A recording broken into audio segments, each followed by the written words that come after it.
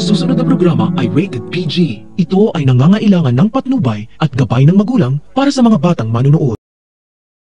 Tuluyan nang nawala ng pag-asa si Lola Aurea na magbabago pa ang mga apo niya, lalong-lalo na si Joanna dahil gumawa na naman ito ng problema na nagpapasakit sa ulo niya.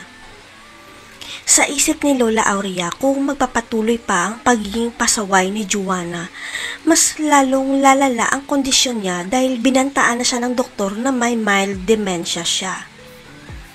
Kaya ang payo ng doktor kay Lola Aurea na dapat na niyang sabihin sa pamilya niya ang tunay niyang kalagayan dahil baka isang araw mawala na lang ang memorya niya.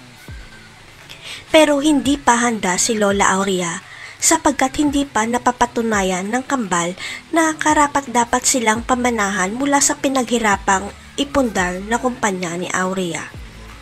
Ang tanging panalangin lang naman ni Lola Aurea na magkaroon ng malasakit at pagpapahalaga ang mga apo niya sa maiiwan niyang kumpanya sakaling mawala na siya. Pero sa problemang ibinigay ngayon ni Joanna, nagdesisyon si Lola Aurea na totohanin na niya ang banta niya sa kanila, ang ipamana lahat kay Ina lahat ng ari-arian niya. Walang kaalam-alam ang lahat na binago pala ni Lola Aurea ang last will and testament niya pagkatapos ng check-up niya sa doktor at kay Ina niya ipapamana lahat lalo na ang kumpanya. Mas gugustuhin pa ni Lola Aurea na ipamana sa iba na may malasakit ang kumpanya niya kaysa sa apo niya na plano namang ibenta ang pinaghirapan niya sakaling mawala na siya.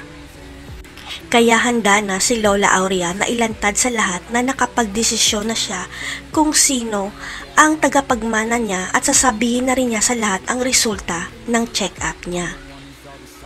Biglang gumuho ang mundo ni Joanna nang ideklara ni Lola Aurea na si Ina ang tagapagmana niya ng kumpanya dahil si Ina lang pala ang 99% nagmatch sa DNA niya. Ano kaya ang pinaplano ng mga kalaban ni Ina para makuha sa kanya ang pamana?